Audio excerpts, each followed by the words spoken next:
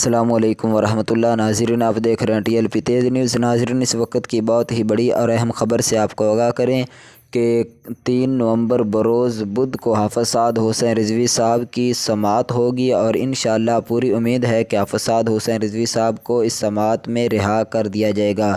جی ناظرین، جس طرح آپ کو معلوم ہے کہ قبلہ ظہیر الحسن شاہ صاحب، پیر سید ظہیر الحسن شاہ صاحب اور علامہ شفیق امینی صاحب، ان کو رہا کر دیا گیا ہے، اور ان کے ساتھ کافی کارکنان جو کہ انہیں بھی رہا کر دیا گیا ہے۔ اور آپ کو بتاتا چلوں کہ کل بروز بدھ 3 نومبر کو انشاءاللہ حافظ سعد حسین رضوی صاحب کی دوبارہ سماعت ہوگی، اور اس سماعت میں پوری امید ہے کہ انشاءاللہ حکومت جو ہے وہ قبلہ امیر المجاہدین کے صاحبزادے حافظ سعد حسین رضوی صاحب کو رہا کر دیا جائے گا۔